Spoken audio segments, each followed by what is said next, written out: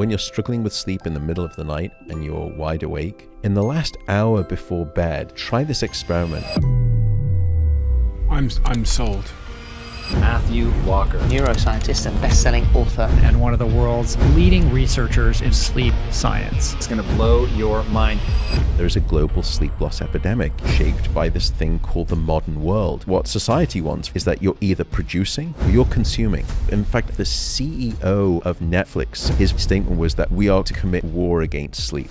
We have this mentality in business. Less sleep equals more productivity. That is just not true. Insufficient sleep costs most nations about $411 billion. Jeez. Your rates of obesity, cardiovascular disease, mental health conditions, all of these things escalate. If that wasn't bad enough, Oh God.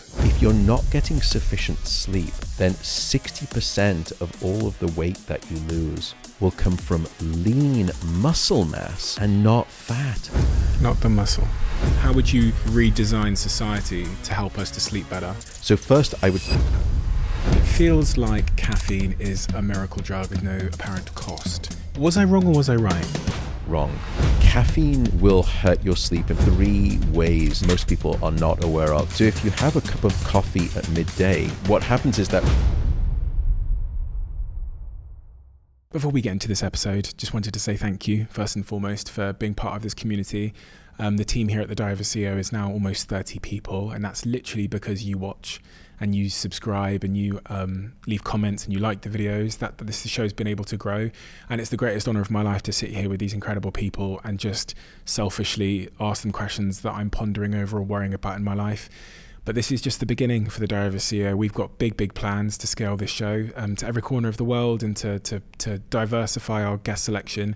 And that's enabled by you, by a simple thing that you guys do, which is to watch. So if there's one thing you could do to help this show and to help us continue to do what we do, it's just to hit the subscribe button.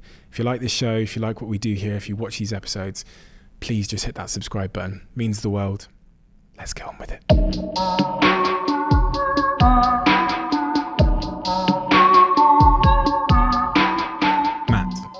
I have spent the longest time trying to sit down with you on this podcast. So I'm very happy to spend some time with you today.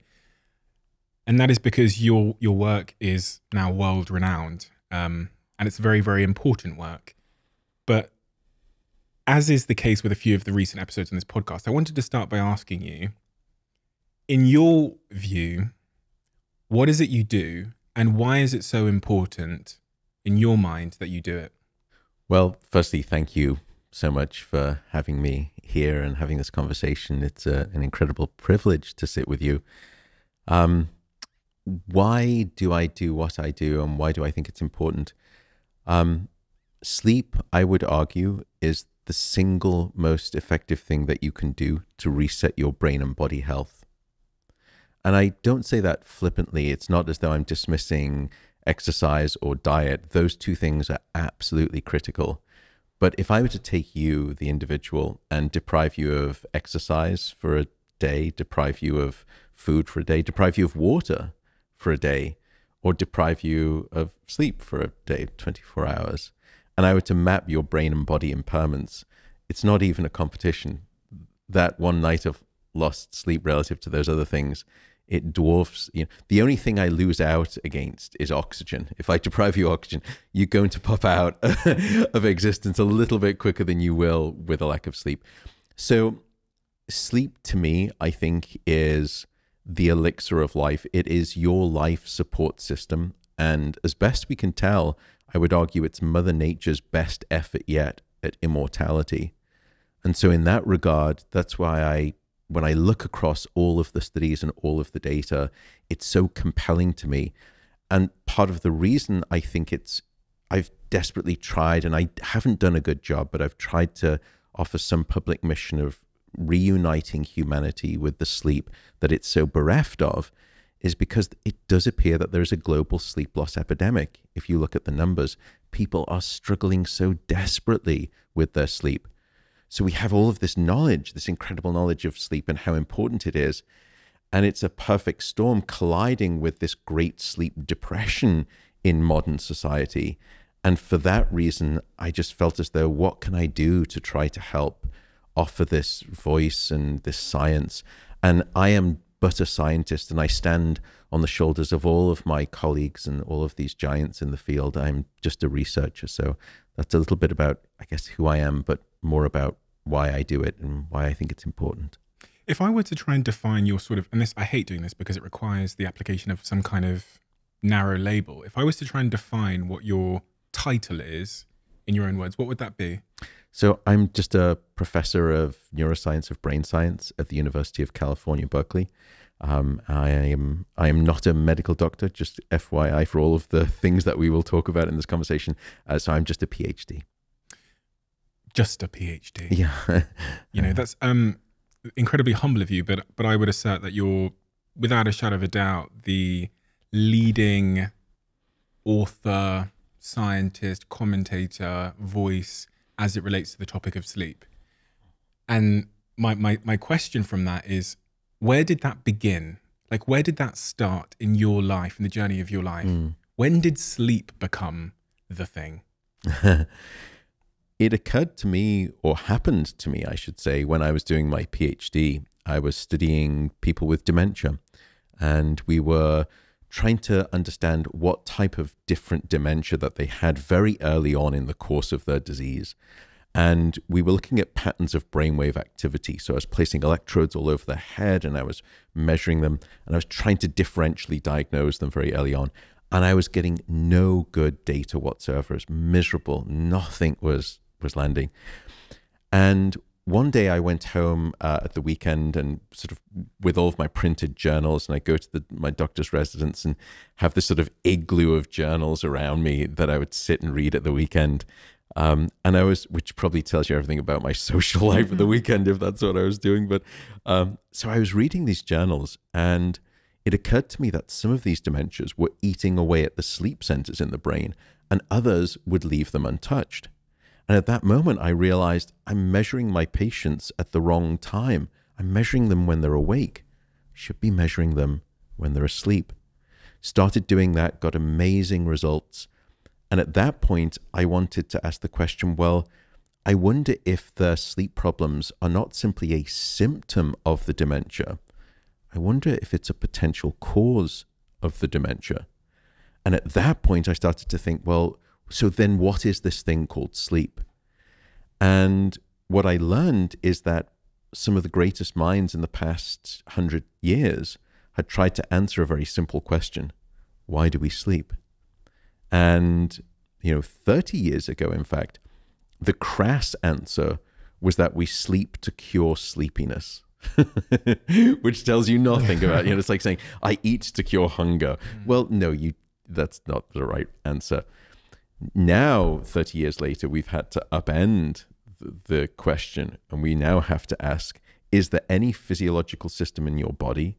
Is there any operation of your mind that isn't wonderfully enhanced when you get sleep, or demonstrably impaired when you don't get enough? And the answer seems to be no there. So my journey into the science of sleep really was an accident. But at that moment in time, when I started reading about sleep, I utterly fell in love with the topic. And it is a love affair that has lasted me over 20 years. I think it is the most beguiling topic in all of science. I'm biased, of course. And I will never study anything different. I know that now. I'll study it to the end of my career and until the end of my life. Wow. I've never heard anybody say to me on this podcast that they would study the same topic for the rest of their life. And you're a young man. You got a long way to go, especially the amount you've been sleeping. That's very kind of you to say.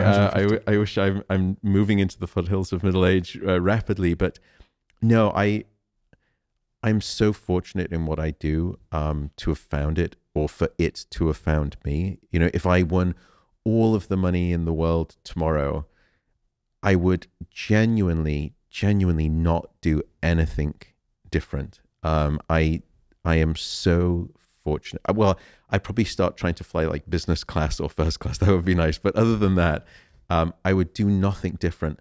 And I'm very mindful of that, because that sounds very privileged. And I know a lot of people endure what they do for a living rather than enjoy what they do for a living. And I know how lucky I am. So I don't mean to be dismissive of people in that regard. I just know how much I love what I do. You asked a question there, which is, you posed a question which many people have tried to answer. You gave the answer from 30 years ago about, why do we sleep? And it dawned on me as you said that I've never asked myself that question. I've never even pondered the thought of why I sleep. I mean, I know what happens when I sleep, but do I know why my body can't just find another way? Why can't my body stay awake for the 24 hours? I know some animals, they sleep half their brain and then the other half kind of has a nap and whatever. Why do we sleep? It's a puzzling question because when you think about it from an evolutionary perspective, it makes no sense whatsoever. Sleep is utterly idiotic because when you're sleeping, firstly, you're not finding a mate, you're not reproducing, you're not foraging for food, you're not caring for your young, and worst of all, you're vulnerable to predation. Now, on any one of those grounds, but especially all of them as a collective, sleep should have been strongly selected against during the course of evolution. But from best we can tell, sleep evolved with life itself on this planet, and it has fought its way through heroically every step along the evolutionary path. And what that has told us is that sleep must be essential at the most basic of biological levels. And now we understand that Mother Nature didn't make a spectacular blunder with this thing called sleep. Sleep, for example, will restock the weaponry in your immune arsenal, and it will make you a more immune sensitive individual. So you're more immune robust when you wake up. We also know that it regulates your blood sugar levels. It controls your appetite hormones. It also regulates your sex hormones, testosterone, estrogen. Sleep upstairs within the brain will fixate memories and help you learn and remember. Sleep will de-escalate anxiety. It will reduce your emotional difficulties and traumas. Sleep will actually cleanse away the Alzheimer's toxic proteins that build up in the brain. The list is endless. These are all of the reasons that we need to sleep. But why can't I just do what those animals do where half of their brain falls asleep and the other half of the brain stays awake? Is that at all linked to the fact that we live in tribes? So we are essentially, although we're, there might be 10 people in a tribe, we're all 10% of the tribe, so we can rest at different times and kind of cover each other's backs? Or gosh, yeah. So actually there are two nested, very insightful questions there. The first is this notion of what you're describing, which is what we call unihemispheric sleep, which is just a fancy way of saying you can sleep with one half of your brain and the other half is wide awake. Now, there are only a few species that can do this.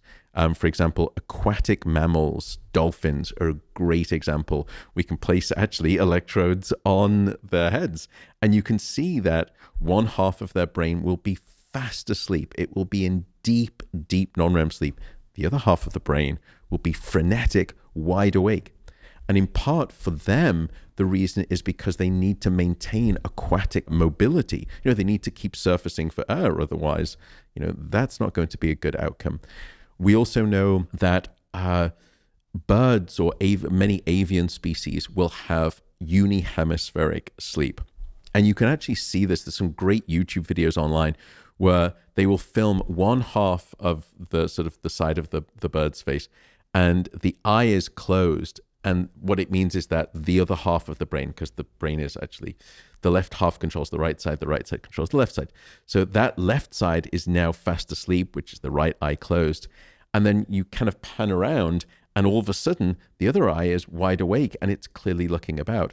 Now, this is obviously not for aquatic surfacing to gain air. This is for a different reason. What happens is that in a flock, a bunch of birds will all land on a branch. Now, all of the folks in the middle, they get to sleep with both halves of their brain. They can sleep with both halves or just one half.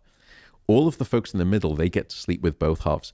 The unfortunate girl or guy who sort of lands at the end, the far end, they will actually sleep with one half of their brain. So one half of the flock, the entire flock, has one eye, 180 degrees of sort of half panoramic view, out. The other bird on the other end will have the other half of the brain asleep, with the other eye awake, giving the other 180-degree view of protection vision. And therefore, the entire tribe has a 360-degree assessment. Now, you would think, in fairness, that once those guys or girls at the end have done their duty, they get to move into the middle and they get to sleep with both halves. No, that's not what happens. What they will do after a while is that they will stand up, they will turn around 180 degrees, sit back down, and switch the other sides of the brain. Wow.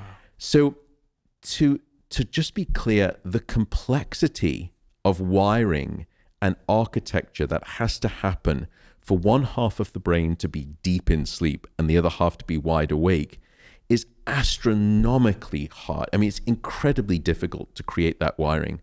What that tells me is that if sleep was dispensable, if it was negotiable, then Mother Nature would have just found a different way for us to get all of these brain and body benefits and not gone to all of the evolutionary trouble of figuring out this fancy wiring for half-brain sleep. In other words, you just can't get away from sleep. You have to sleep.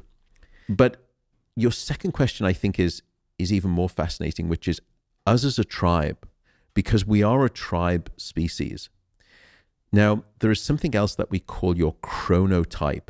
Are you a morning type, evening type, or somewhere in between? And by the way, you don't get to decide. It's not your choice. You know, this notion of these go-getter type A's who say everyone has to be awake at 5 in the morning. You know, you go to the gym, you blast out a workout for an hour and you're at the desk by 6 a.m. You have no choice. If you're an evening type, you're an evening type. It's hard-coded. We know that right now there's at least 22 different genes that dictate what you are, morning type, evening type, or somewhere in between. And it's about a third split across the population. Why is it a split? Why are we nicely spread out across our chronotypes? For exactly the reason you described. Because when we're in a tribe, if we all sleep at the same time, we're all vulnerable for 8 hours. But if you were to insert some genetic variability into when people have a desire to sleep, you've got the morning types who maybe go to bed at 9 p.m. and are waking up, let's say, at 5 a.m. And then you've got all of the extreme evening types who are going to bed at 2 a.m. and waking up at maybe 11 or midday. So that way, everyone gets their 8 hours of sleep, but the entire tribe, the nucleus of this group of Homo sapiens themselves, is only vulnerable for maybe just 2 or 3 hours. So it's a clever solution that Mother Nature has come up with to say everyone gets their 8 hours, but as a species, you're only going to be vulnerable for 2 to 3 hours max, when everyone, at least as a collective, is sleeping. Absolute genius. I used to think it was a load of nonsense, this chronotype thing. It was actually on this podcast where I learned about its existence. And then I went on YouTube to learn more, and your video came up of you explaining it. Because I always pondered why my partner goes to bed super early, wakes up super early. I go to bed late, wake up late. I'm going to ask you this question actually, because I've wondered this. In that situation where I'm sleeping in bed with a partner that has a different chronotype, yeah, it can have an impact on my sleep, right? Because of the way that our sleep cycles work and the REM sleep and the stage 1 deep sleep, et cetera, et cetera. If she's waking up when I'm pulling into REM sleep, i.e. if she's waking up at 5 a.m., but at 5 a.m., because I've gone to bed later, my REM sleep has just begun, that has quite a significant impact on me, right? If she is waking you up, yeah, if she wakes me up, then it's non-trivial. And likewise, if you're waking her up as you're getting into bed on the front end of sleep.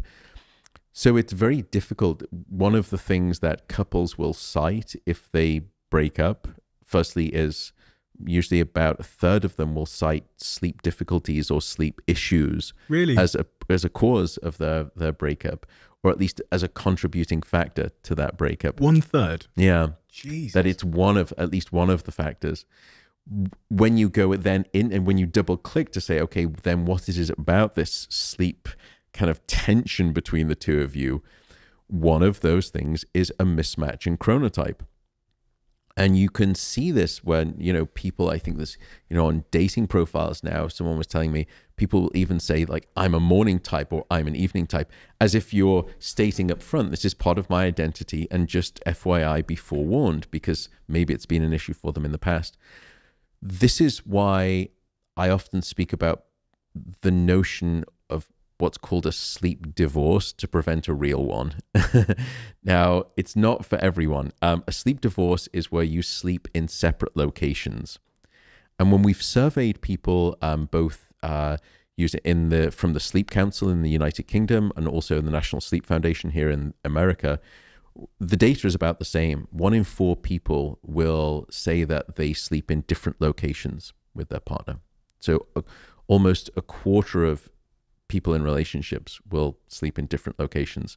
We think it's potentially an underestimate, because if you survey people anonymously, then a third of them will report waking up at least in a different location the next morning. And part of the reason that it's a taboo is because people think, well, if we're not sleeping together, then we're not sleeping together. The exact opposite is true, that when a couple is sleeping well, we know that the sex hormones are improved, testosterone in men, estrogen, and luteinizing hormone in women. We also know that your desire to be intimate with your partner is increased. What we found is that for an hour of extra sleep, if a woman gets an hour of extra sleep, her libido desire to be intimate with her partner increases by 14%. Now, to give you some context, the FDA drugs for improving or increasing libido in women, drugs such as Vyleesi here, clinical drugs, they will increase it by about 24%, and that's a pharmacological agent. But here, just the added non-pharmacological benefit of 1 hour of extra sleep will get you more than 50% of the way there.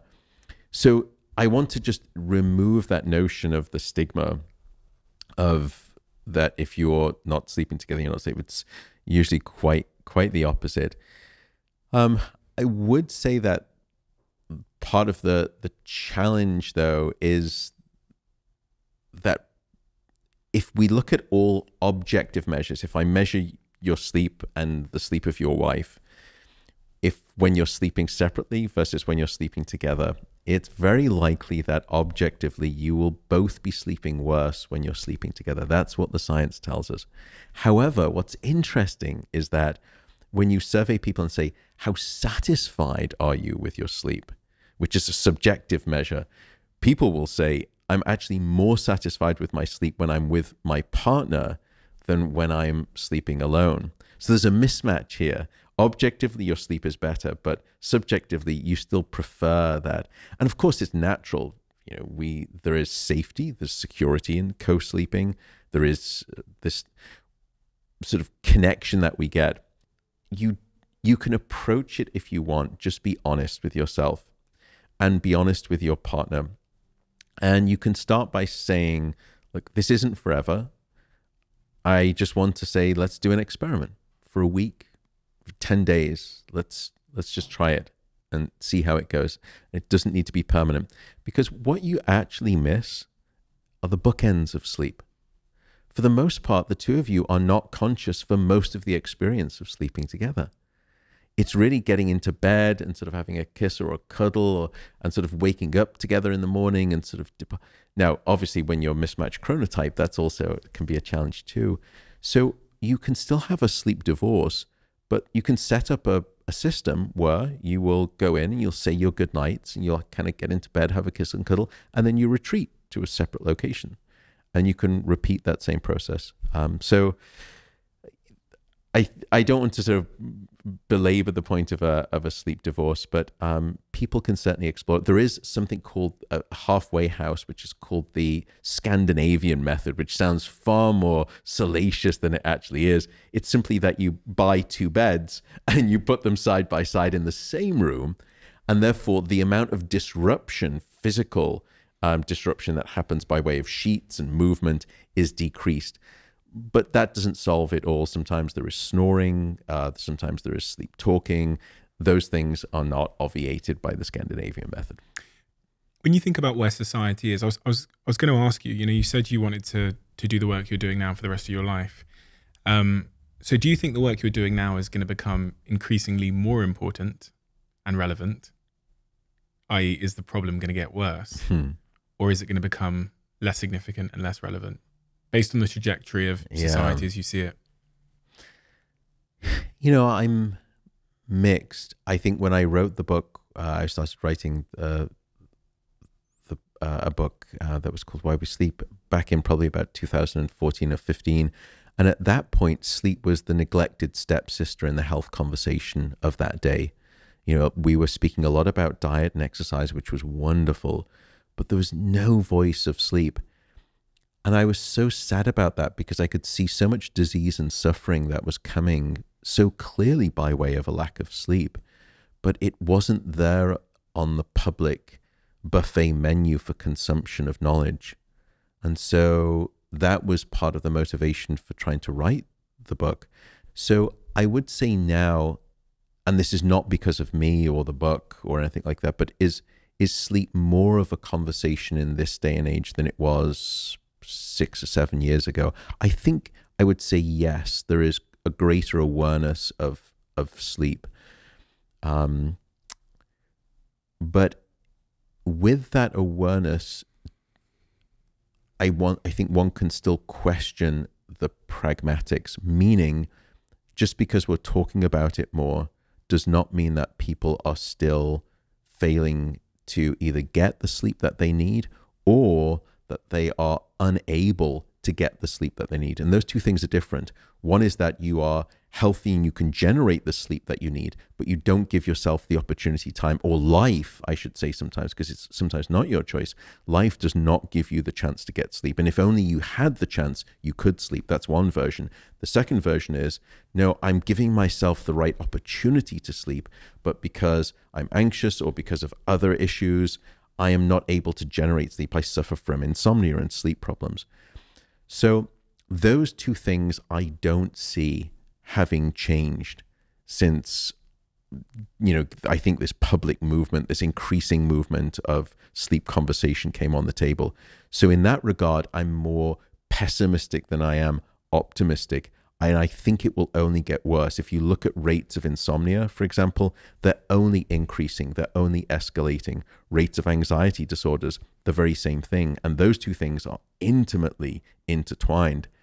So I think, I wish my mission was extinguished within the next couple of years because society started sleeping wonderfully well. I don't think that's going to be the case. So I think I've got my work cut out for me. To try and help people with better sleep. Is it so? We're getting worse at sleeping. I think modernity is making it so much more difficult for us to sleep. Modernity, what's that? I think when you think about, you know, we often think about sleep as a biological process, and it very much is, but also it's so environmental as well as biological, meaning when you were to say, you know, how did you sleep last night? Think about all of the external factors that changed it. Well, I had to be up at this time. I had to catch the flight this time. My partner went to bed at this time and she woke up at this time. There was this noise that sort of happened. I'm now sleeping in a hotel room. You know, there are countless externalities. And those externalities are shaped by this thing called the modern world. And in the modern world, if I could really be cynical, and I'm not someone, I'm very optimistic and I'm very non-cynical, but you could argue from a capitalistic standpoint that society does not want you sleeping. Because what society wants from a capitalistic point of view is that you're either producing or you're consuming. And when you're sleeping, you're neither producing and you're neither consuming. And so there are lots of ways that I think society and the modern world has conspired, willfully or not, conspiratorially or not, to decrease and try to diminish sleep. In fact, I think the CEO of Netflix several years ago, and I'm sure that YouTube comments will correct me if I'm wrong here, but I believe his very statement was that we are deciding to commit war against sleep. That was their goal. And it just stunned me that, that we're going to go to war with sleep. We're going to remove you from your sleep. So there are lots of ways in which I think society does not help us. Light is another good example. We are a dark deprived society in this modern era because we're exposed to light. We are not giving ourselves the right temperature cues. We go into an office where it's, 20 degrees, 70 degrees Celsius, whatever it is, stock stable. Then we come home and we regulate our temperature at home to be the same thing. We take on board probably too much caffeine in this day and age, although I am actually an advocate of drinking coffee and I can explain why too. But anxiety, as I said, is a huge issue. All of these things are preventing and classic roadblocks to sleep. How many of us are getting the sort of recommended daily allowance of sleep as a percentage? Do you know?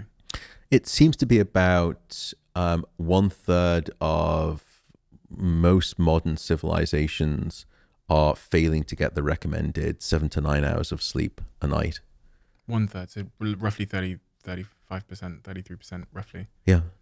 And does that have geographic variance? I.e., in some countries it's worse, in some countries it's better. I'm thinking about the UK versus the US or Japan or whatever. Yeah, it is. And in fact, let me give numbers to the 3 countries that you described. Here in the United States, the average amount of sleep that people are getting is 6 hours and 29 minutes. In the UK, it's not much better, 6 hours and 49 minutes. Japan was the worst, 6 hours and 22 minutes. Now, to be clear, that's the average. What that means is that there is still a large proportion of that bell-shaped distribution of people getting even less than that amount. Now, there are some countries that you look at that are actually sleeping much better than that. I think Mexico, for example, is doing very well. If you look at Mexico City, people are actually sleeping not too far off from 8 hours. So there is variability, and we can try to understand why. Which, by the way, just brings me back while I think about it to your comment of, will my work be done not from because I'm a scientist and I run a big sleep center at UC Berkeley, but the work I do as hopefully a public advocate for sleep, why I don't think it's going to change anytime soon, is because governments aren't really doing much about it. And I've tried as best I can. And if there is any government out there that listens to this that wants to work with me, I'd be delighted. I don't remember, and maybe you can, but any major first world nation government that has had a public health campaign regarding sleep. And it stuns me because those same governments have had public health campaigns regarding, eating, regarding smoking, regarding drunk driving, regarding risky behaviors, safe sex, loneliness, mental health, suicide. Where is sleep in that equation? And it's such a fundamental ingredient. And in fact, almost all of those things that I've just described have an intimate relationship with sleep. I mean, suicide especially, we're starting to do a lot of work with this, although it's been hard to get funding. But what we found is that insufficient sleep is a precursor to suicide. That sleep disruption seems to predict both suicide ideation, in other words, suicidal thinking, suicide planning, and tragically, suicide completion as well. So if we were to try to have governments create a public health campaign to pull this Archimedes lever on better sleep, there are so many other health benefits. Sleep is the tide that rises all the other health boats. It's almost like it's like a mixing deck in a studio, in those sound studios where you've seen it. And then there's that one button all the way to the end, the white button, sort of that when you move it up, sort of all of the other dials, the sort of the red, yellow, orange, green dials, they all move up at the same time as well. There's this like sort of there's like one ring to rule them all. Sleep is that Archimedes lever. So if governments could only execute on that, the health benefits would be manifold in terms of their consequences. It begs the question, if I were to make you today president, prime minister, whatever, of the world, and you had to do, just a few things to really fix the lack of sleep epidemic. There you go, I've diagnosed it. What would those things be if you were in charge? How would you redesign society to help us to sleep better? Gosh, it's such a good question. And I've thought a lot about this, almost in reverse, which is to say, why is it that we are struggling to get sleep? And there is no single answer. There are so many different reasons. And that's why it's actually a very challenging problem to solve. I would go through a descending level of steps. So first, I would start at the government level, and we would get those public health campaigns in order. Next, I would go to the professional level, because there we have this mentality in business that, sleep is for the soft among us, that less sleep equals more productivity. And that is just not true. And I can provide you with all of the evidence. So we need to get rid of this sort of sleep machismo attitude in the workplace where we wear our badge of honor of sleep deprivation on our arms. We need to get companies to actually start embracing sleep. And I can guarantee you, and I can give you all of the evidence as to why, if as a company, as a CEO, if you start prioritizing the sleep of your employees, you will be far better off as a company. You will be more product-based, and you will be more profitable and revenue-generating. Sleep is the very best form of physiologically injected venture capital that you could ever wish for. And in fact, the RAND Corporation, which is an independent survey corporation, what they found is that at a national level, insufficient sleep costs most nations about 2% of their GDP. So here in America, that number was $411 billion of lost profit caused by insufficient sleep. In the United Kingdom, it was over $50 billion. In Japan, it was over $120 billion. If I could solve the sleep loss crisis in the workplace, I could perhaps double the healthcare benefit for many of those countries, or I could halve the education deficit in those countries. So the next level I would target is at business. Then next step down would be medicine. Medicine is a classic demonstration here. We have junior doctors, or here in America, they have doctor residency programs where people are working 20, 30-hour shifts. And so already doctors are inculcated into the mindset of the uselessness of sufficient sleep. Across numerous countries, and I think it was maybe over 8 different countries, we looked at the medical curricula. And we asked, how many hours of education do doctors get about sleep?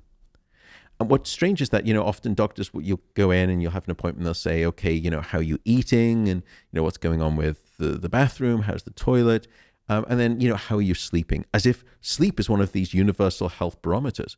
But what we found is that most doctors will only be given about an hour to an hour and a half of sleep education during their entire medical school education, which blows my mind because it is 1/3 of their patients' lives, but they're only given about 90 minutes of education. So no wonder your doctors aren't treating your sleep problems, thinking about your sleep problems, understanding your sleep. It's not their fault. And plus, they're sleep deprived anyway when they're being trained. Ironically, by the way, doctors, junior doctors who've worked a 30-hour shift, when they finish that 30-hour shift and get back in their car, they are 168% more likely to get into a car accident because of their lack of sleep and end back up in the emergency room from where they were just working, but now as a patient. I mean, the paradox, the irony just stuns me. So I would next move down to the level of medicine. Then I would go to education, because we don't get taught about sleep in schools. I never got one of those special classes. I got sort of, sexual education classes about drugs. No one came in and told me about the benefits of sleep. Why aren't we doing that? Then next, I would move down into the family, because there is prejudice in families with sleep. It's this notion of parents of teenagers, and these teenagers, by the way, it's not their fault. They have a shift in their chronotype, in their circadian rhythm, that when they go through puberty, when they're going through adolescence, they get fast forwarded in time. So when they were 8 or 9 years old, they would be going to bed, sort of early in the evening. But now as teenagers, they seem to be stubborn and they're staying awake until midnight, 1 a.m. and they won't get into bed. It is not their fault because they have a biologically wired shift in their tendency of when they want to wake up and when they want to sleep. Why am I bringing this up about this sort of mismanagement in the home?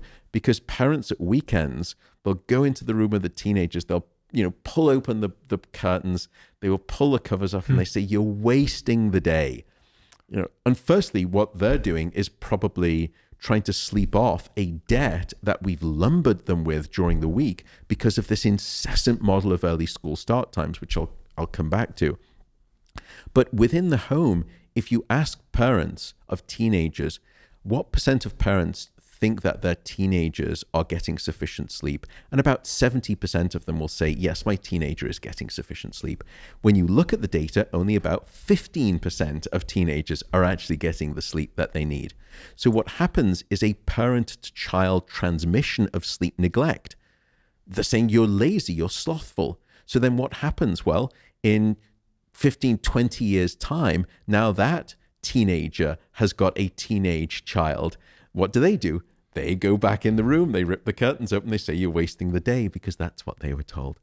So we need to break that down too. And then finally, we need to come to the individual and we need to solve the individual's sleep problem. So it's a very long answer and I'm desperately sorry to a very big question as to what I would do if I was Czar for a day.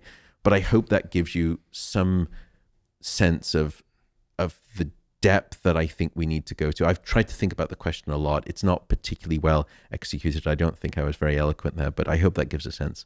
It sounded perfectly eloquent to me. It sounded like a manifesto. So hopefully if there are people listening from governments, which I'm sure there are, because, I hear about that sometimes, which is quite bizarre, but I'm sure they'll be getting in touch with you very quickly. Going back to the top of that stack, on the company level, so as a CEO or a CFO or an employer, whatever, there are some companies that are incentivizing their team members to sleep, right? Is there any data showing the efficacy of that? There is data that we have, and it's bi-directional, both the efficacy of when you increase sleep and also the detriment when you don't allow sleep. So a great example was NASA back in the 1980s. They were looking at using naps in the astronaut program because when you're up and you're orbiting Earth, you will actually be cycling Earth, really quite quickly. And you will get to see, depending on the orbit, maybe somewhere between 10 to 15 sunrises every 24 hours, which sounds, amazing and remarkable. But trust me, in terms of your sleep, it is very dislocating.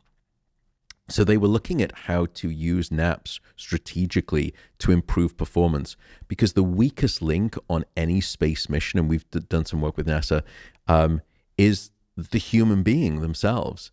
And they can cause catastrophic failure. Now, if you make an error at work and you're here terrestrially on the ground, it's probably non-trivial.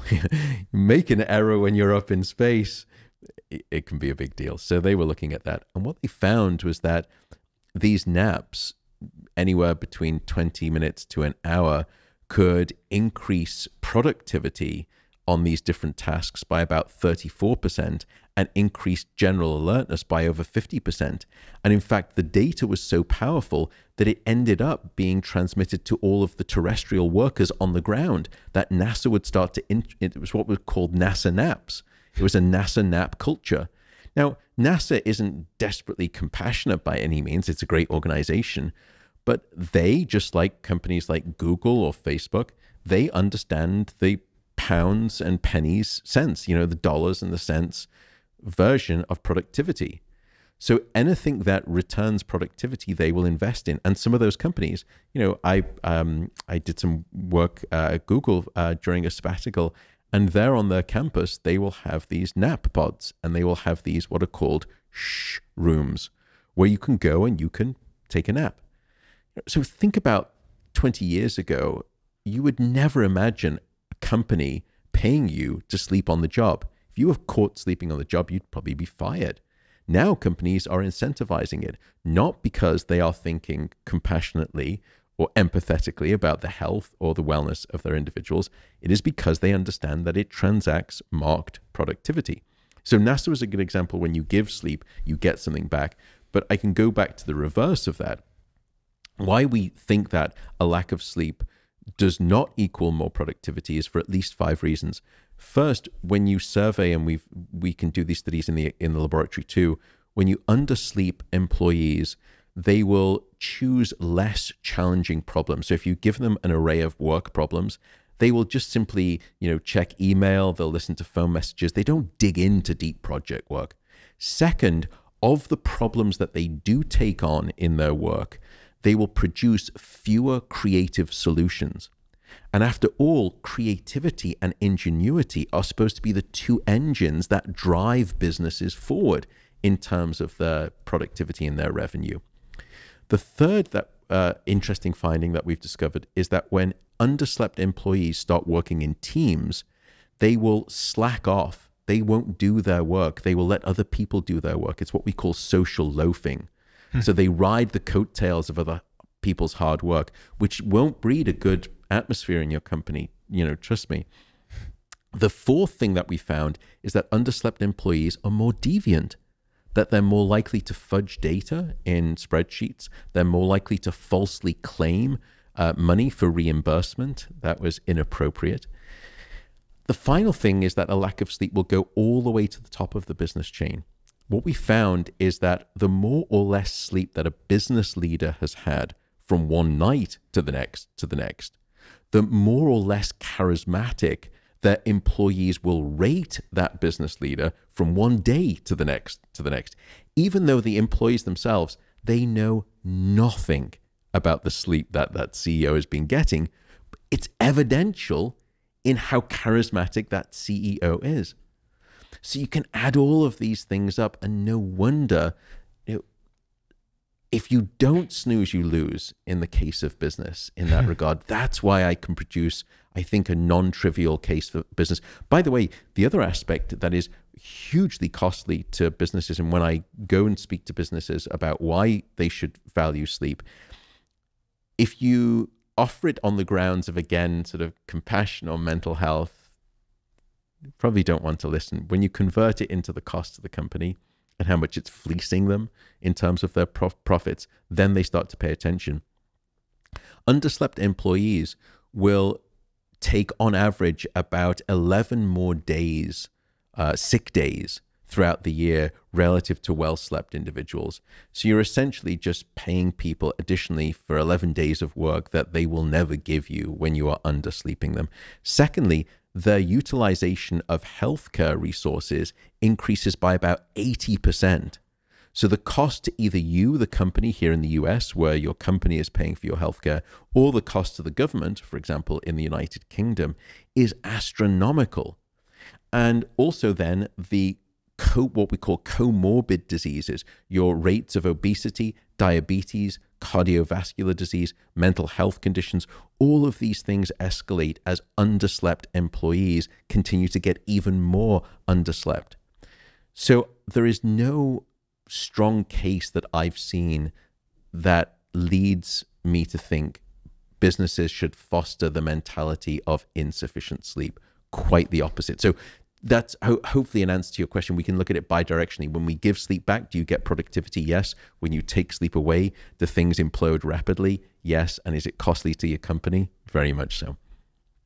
On that point of naps and, Google, sleep pods, naps and things like that, there was a point in my life where because I learned about REM sleep and the importance of REM sleep and deep sleep, and that happens a little bit further on into my, the 90-minute, look at me trying to tell a sleep expert scientist about I love it. But do you see what I mean? Like, this is my monkey brain. So I didn't understand the subject matter very well. Still really don't, to be honest. But in the first, it takes me a significant amount of time to get to deep sleep into REM sleep. How long, on average, would you say it takes for some, Yeah, so you will probably go into light sleep in the first 10 to 15 minutes. Then you'll go down into deep sleep. You'll stay there for about 30, 40 minutes. Then you'll start to rise back up and you'll pop up and you'll have a short REM sleep period. and then you complete the non-REM to REM cycle after about 90 minutes, and back down you go again, down into non-REM and up into REM. So on average for human beings, it's 90 minutes. So I therefore assumed that napping really does nothing, because I thought, well, it takes me so long to get to REM sleep and to deep sleep that if I've got 15 minutes, 20 minutes to nap, it's just a waste of time. Right. Was I wrong or was I right? You were understandably wrong. Okay, good. I'm happy because I've always rejected naps because I thought they don't matter, because it takes me so long to get to a restorative state anyway. So we've done lots of different studies with naps, we and other colleagues too. And what we found is that naps can transact some fantastic benefits. They can improve cardiovascular health, lower blood pressure. They can improve your learning and memory abilities. They can reset the emotional north of your magnetic compass in a good way, where you can de-escalate negative emotions and increase positive emotions. So naps certainly are a good thing, but with a big caveat that I'll come back to. Yes, you're right in the sense that to get a full cycle of sleep and to get into REM sleep, you would probably have to make that nap about 90 minutes. And in fact, a lot of the studies that we do, we will use a 90-minute nap duration of time so that the brain can cycle through all of those different stages of sleep. But you don't need to, nor would I suggest that you do. What we found is that different stages of sleep perform different functions for the brain at different times of night. There are actually 4 separate stages 1 through 4, increasing in their depth of sleep. So stages 3 and 4 are those really deep stages of non-REM sleep. Stages 1 and 2, that's the lighter form of non-REM. And then you have rapid eye movement sleep, or what we think of as dream sleep. And people will sometimes say to me, how do I get more REM sleep, or how do I get more deep sleep? And my response to them is, why do you want to get more REM sleep? And their answer is, well, isn't that the good stuff? And it turns out that there is no good stuff. It's all good stuff. You know, maybe with the exception of that light stage 1 non-REM sleep, that's shallow sleep, and we typically don't like to see too much of that. But stage 2 non-REM sleep, 3 and 4, they all have their different functions that we've discovered, and REM sleep has its functions. So you need all of them. You can't shortchange any of them. But for a nap, what we found is that you can get nice benefits for things like your learning and your memory, and it can even reduce some level of anxiety up to about 20 minutes. You can, in fact, you can nap. I think one of the studies, they brought a nap down to about 9 minutes in duration, and there was still some basic improvements for your sort of general level of alertness and reaction time. For example, if you're an athlete, that's non-trivial.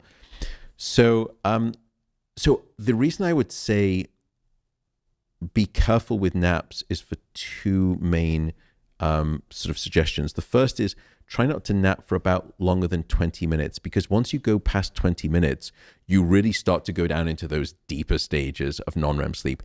And if you wake up after about 45 minutes or 60 minutes, it's not a problem. I'm not suggesting that you shouldn't or you couldn't.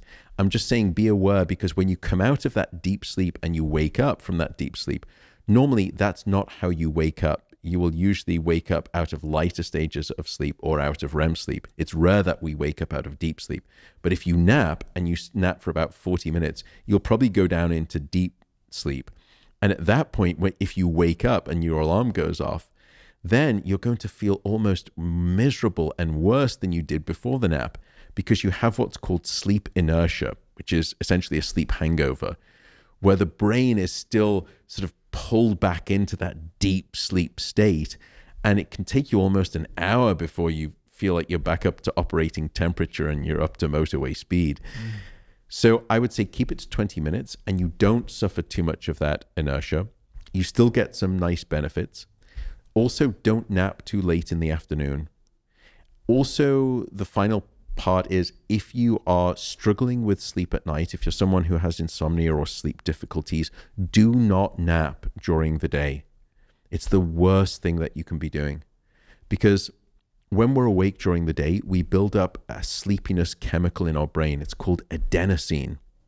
And the longer that we're awake, the more adenosine that builds up, the more adenosine that builds up, the sleepier and sleepier that we feel. And when we sleep, the brain gets the chance to clear away all of that adenosine, all of that sleepiness. And somewhere between 7 to 9 hours after sleeping a full night, the brain has evacuated all of that sleepiness chemical, all of that adenosine, so that then we should wake up and we should feel refreshed and restored and not needing caffeine to function. Why is that relevant to naps? Well, it's relevant to naps because when you take a nap, you're essentially, it's like a pressure valve on a cooker. You're just releasing some of that healthy sleepiness that you've been building up. And therefore, if you are struggling with sleep at night and then you nap during the day, it's terrible because you're taking away all of that healthy, good weight of sleepiness that we've been trying to build up on your shoulders to give you the best chance of a good night of sleep. That's why I would say if you are suffering from insomnia, don't nap during the day. Also, even if you don't struggle with sleep at night, try not to nap after about 3 p.m. in the afternoon or 2 p.m. Napping late in the afternoon or in the early evening, it's a little bit like snacking before your main meal. It just takes the appetite off your sleep hunger. So try not to do that. But naps, for the most part, if you don't struggle with sleep, they are wonderful things. Just keep in mind the 20-minute sort of idea. You mentioned caffeine there, a topic I've mulled over and over again on this show. Because as I've said to maybe 3 or 4 of my guests now, it feels like caffeine is a miracle drug that comes with no apparent cost. But when I think about things like anxiety and, I don't know, shallow sleep states, I've always pondered that maybe caffeine is playing a role in that. You said you're pro caffeine. You're a caffeine drinker yourself. So I am not a caffeine drinker myself, but I am pro coffee. Oh, okay. And I'll tell you why I'm very thoughtful about my wording between caffeine and coffee there. And to your point, it's another astute one, which is, is it a miracle drug with no cost? In biology and medicine, there is almost no free lunch.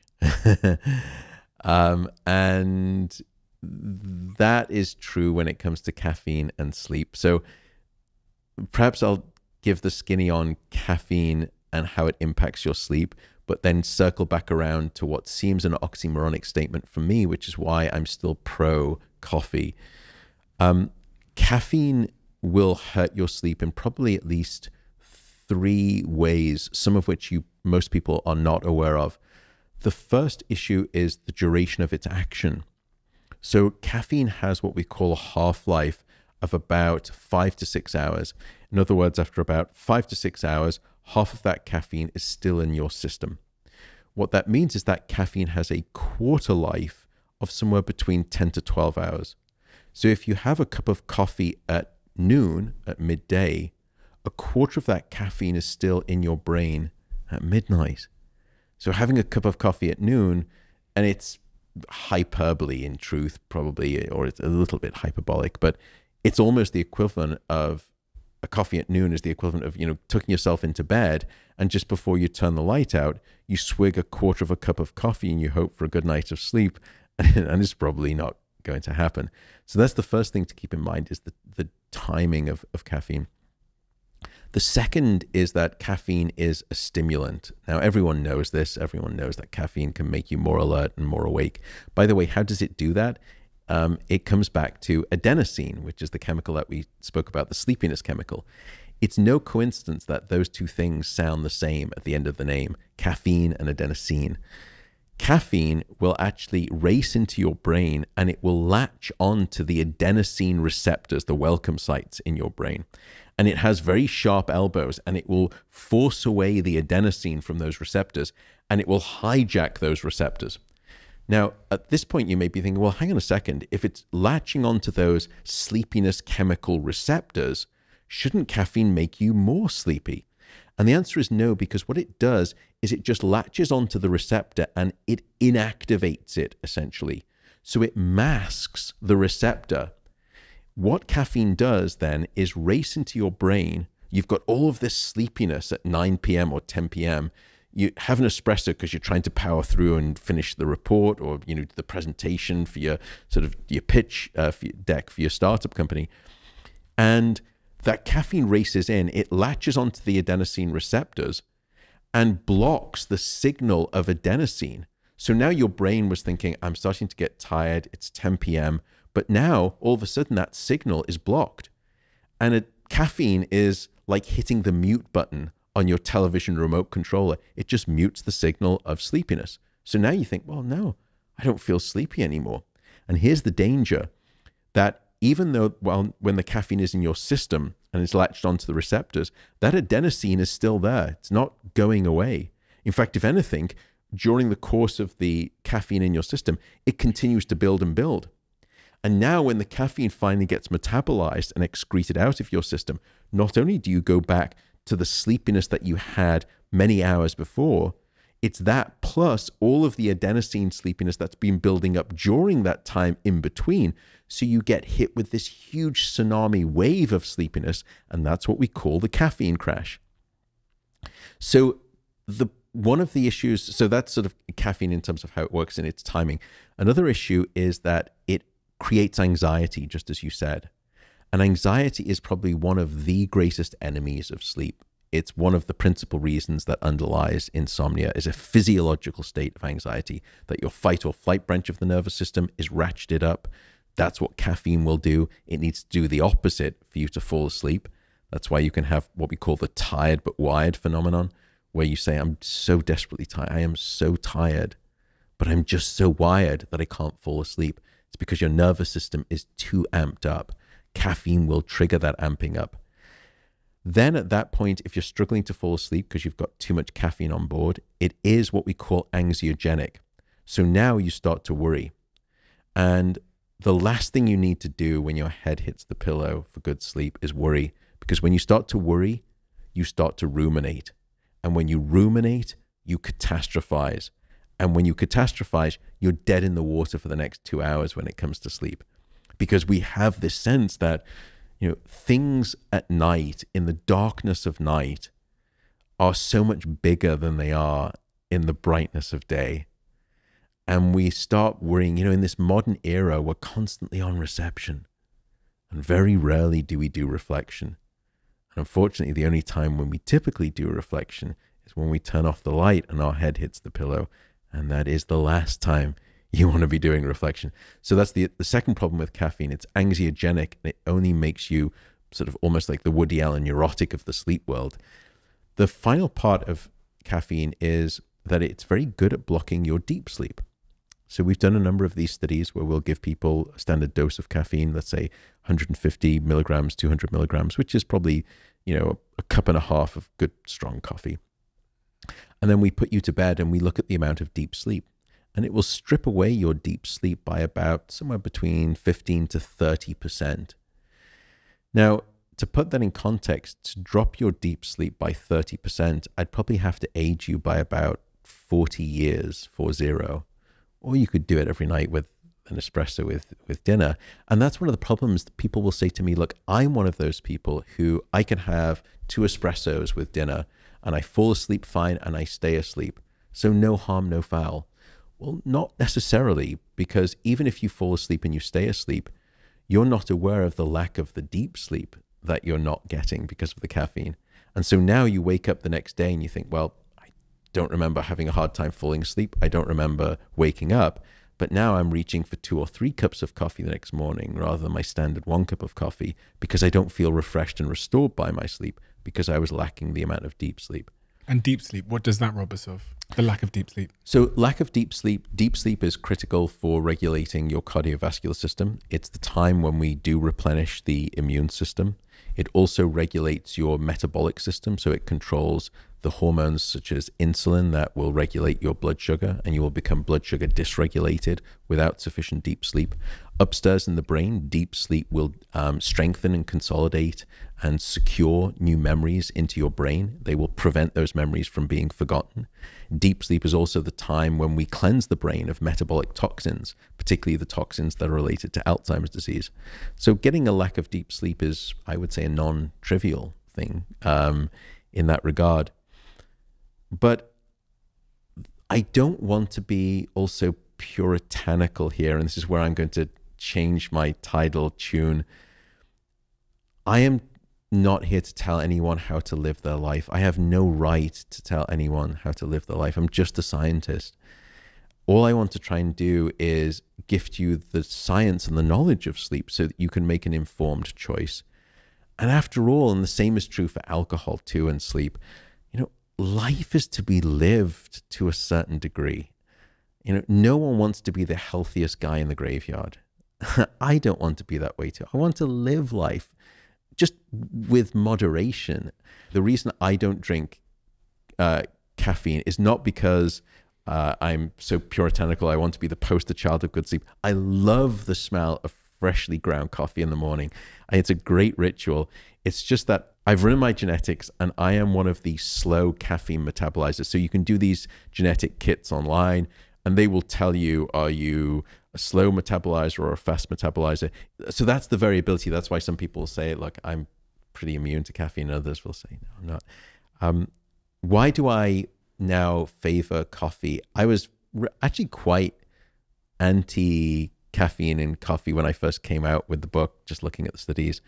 But now the data is immensely compelling.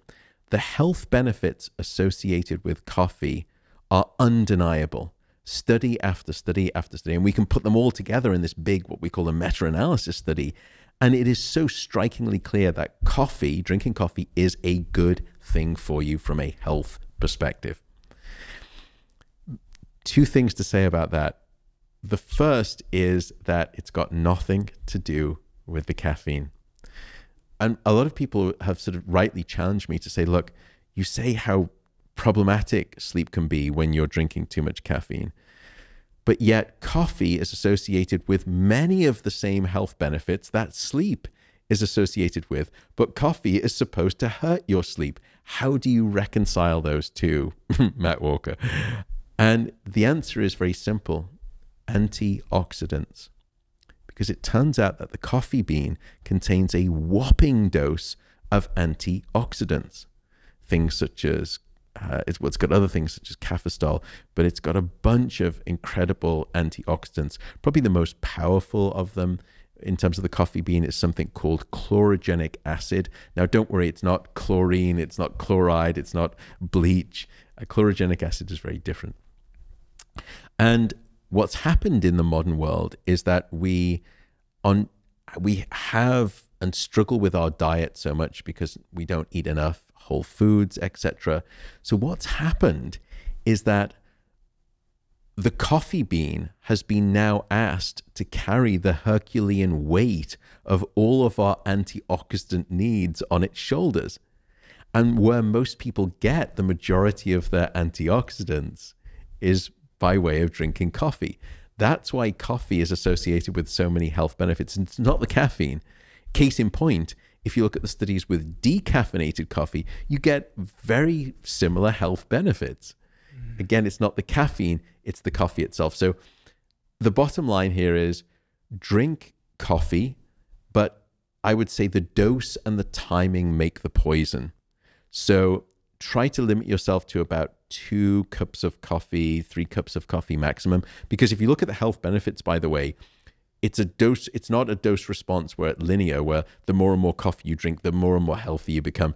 It peaks at about 2 to 3 and then actually starts to go down in the opposite direction for lots of reasons that we can speak about. So dose and the timing make the poison when it comes to coffee. So you drink decaf? So I do drink decaf. Okay. So I will drink coffee just because I love the smell and I do enjoy the taste of it, but I drink decaffeinated coffee. I would love to drink caffeinated coffee too, because I'm sure it would be interesting because I work out every day and I work out every morning, and so many of the health coaches that I speak with and health professionals say, you should definitely get a shot of caffeine in it, boost your workout. And actually the data on that is pretty clear too, that your lifting, for example, in the gym and your metabolic activity is stronger when you've had pre-caffeine doses. But it's also stronger when you sleep. So. But exactly, and that's the problem. So, and sleep is, I would argue, much more beneficial to health. And if you're trying to work out or you're trying to be an athlete or perform, sleep will trump caffeine 5 ways till Tuesday. I mean, sleep is probably the very best legal performance enhancing drug that we know of that not enough athletes are abusing. As you might know, the show's now sponsored by Airbnb. I can't count how many times Airbnbs have saved me when I'm traveling around the world. Whether it's, recently when I went to the jungle in Bali, or whether it's when I'm staying here in the UK or going to business in America. But I can also think of so many times where I've stayed in a host's place on Airbnb and I've been sat there wondering, could my place be an Airbnb as well? And if it could be, how much could I earn? It turns out you could be sitting on an Airbnb gold mine without even knowing about it. Maybe you have a spare room in your house that friends stay from time to time. You could Airbnb that space and make a significant amount of money instead of letting it stay empty. That in-law, that guest house, that annex where your parents sometimes stay, you could Airbnb that and make some extra income for yourself. Whether you could just use some extra money to cover some bills or for something a little bit more fun, your home might be worth a little bit more than you think. And you can find out the answer to that question by going to airbnb.co.uk/host. One of the other sort of ongoing stereotypes that I've always wondered if it was wrong or right or whatever, now I get a chance to ask you, is about this culture of sleep medication. So I've got some friends who might have, I don't know, prescribed sleep medication, but I've got a lot of friends also that use what they call sort of natural, they always use the word natural, natural something. So it's like natural sleep tablets. Yeah. What's your perspective on this culture of humans taking sleep tablets to get them to feel sleepy and go off to sleep at night? Usually when people ask me that question, personally, the first thing I ask them is, why is it that you think you're not able to sleep? And try to reverse engineer the question from there before we even start thinking about sticking band-aids on wounds. I firstly want to ask what's causing the infection, because we can keep bandaging it for all we like, but if it keeps festering, it's probably not going to go away anytime soon. Is it a problem to keep bandaging it? It is a problem. Right now, we don't typically advocate sleeping pills as the first-line defense agent against or for insomnia as a treatment. In fact, in 2016, the American College, and again, this is me simply describing the science. This is me being descriptive of the science, not prescriptive in terms of medicine, because I'm not a medical doctor. But in 2016, the American College of Physicians, they had a expert panel who surveyed all of the literature on classic sleeping pills. And what they suggested was that sleeping pills must no longer be the first line treatment for insomnia. It has to be cognitive behavioral therapy for insomnia, or what we call CBTI, which is a psychological intervention that we can speak about. But their recommendation was that they found, I think their wording was small and of questionable clinical importance in terms of the benefits of sleeping pills.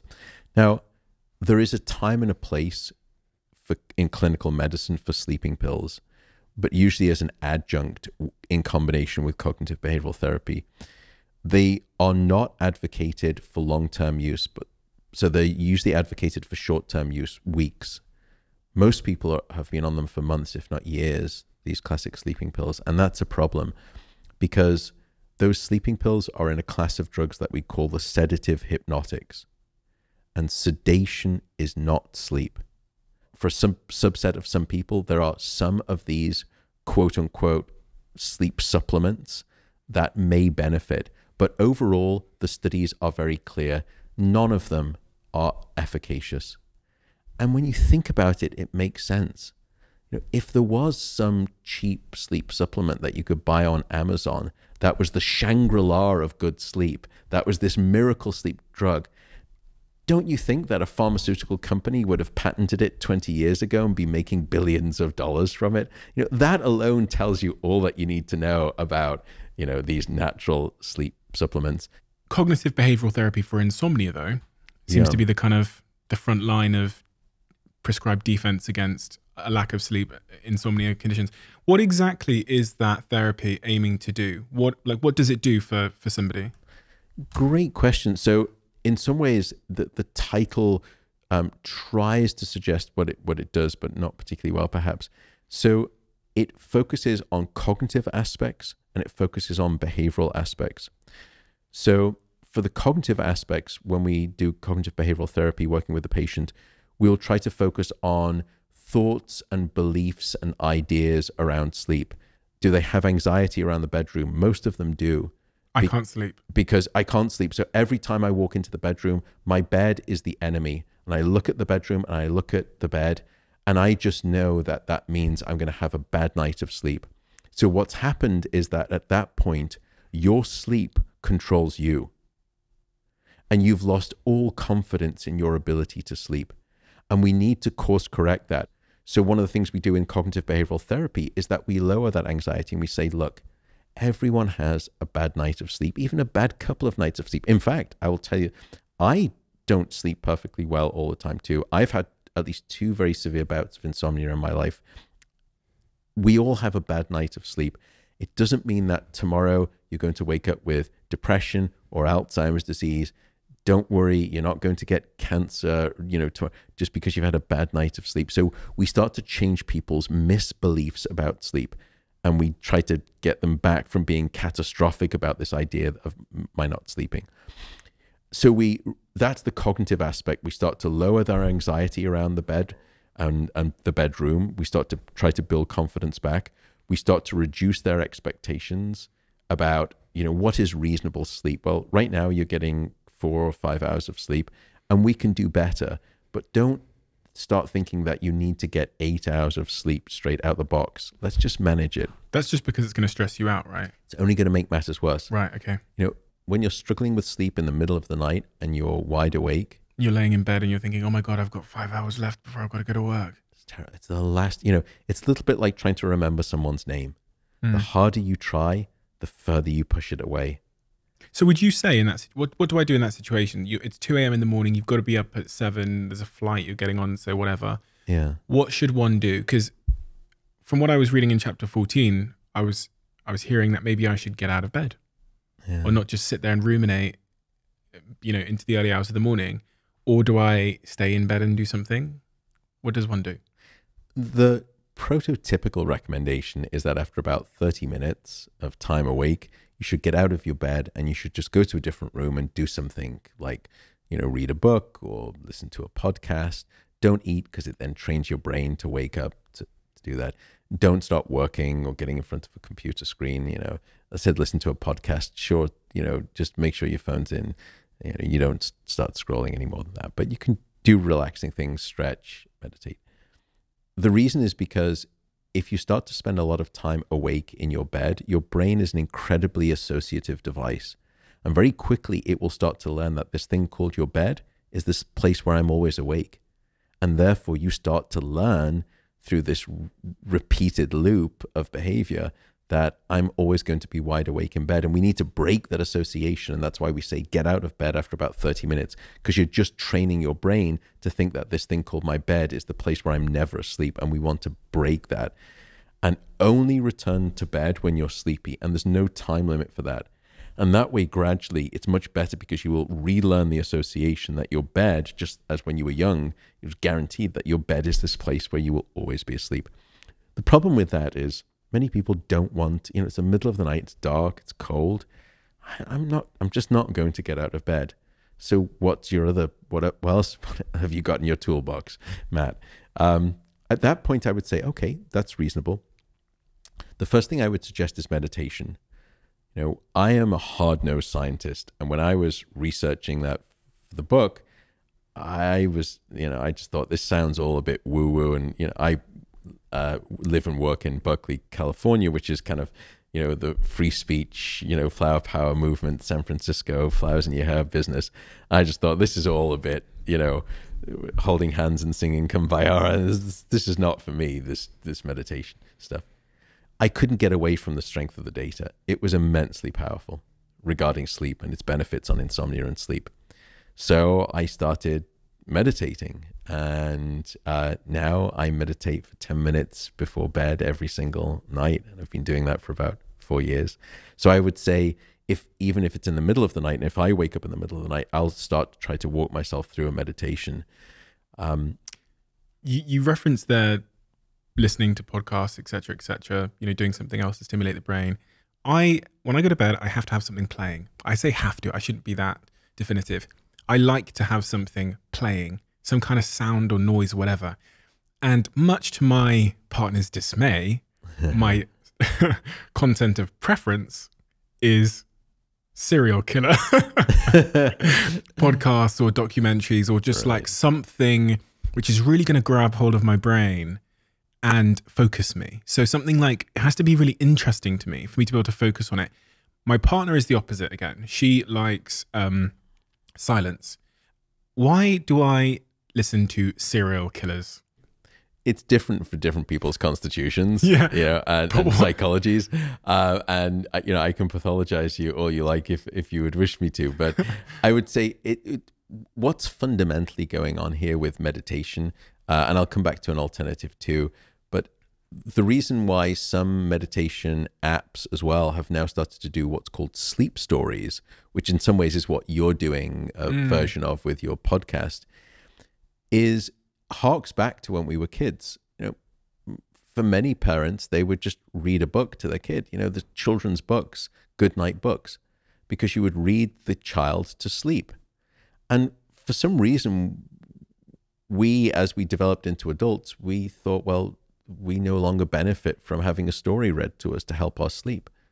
No, it's not true. We benefit hugely. In fact, the meditation company Calm, was saved by the introduction of sleep stories into their app. They were doing pretty well as a meditation app, but then they started to do sleep stories, and it became a unicorn company in terms of its valuation. It broke $1 billion, and it was on the back of sleep stories.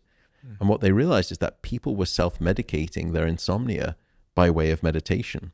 So they latched onto that, and then they found that these stories, sleep stories, were great. And you've got now wonderful people who you've interviewed on the show. So what you're doing and what those sleep stories are doing and what meditation is doing, it's all the same thing, which is that it is taking your mind off itself. Because when you are struggling to sleep, or you've woken up in the middle of the night, what you don't want to be doing is focusing on either what did I do today? What did I not do today? What did I do poorly? Oh my goodness, what have I still got to do tomorrow? And at that point, things are just a disaster. You're wide awake. What all of the things that we've just discussed do is they take your mind off itself. And at that point, then you start to allow sleep to come back naturally. That's why one of the other suggestions is take yourself for a mental walk. So don't count sheep, by the way, that doesn't work. A colleague of mine at UC Berkeley did the study. It actually takes you longer to fall asleep if you're counting sheep. What she found at Dr. Alison Harvey was that if you just close your eyes and you think about a walk that you take frequently, let's say it's a walk with the dog, and you think about it in high fidelity detail. So I close my eyes, I go out the door, I take a left down the steps, then I'm going to go up the street, I take the first left, past that pine tree.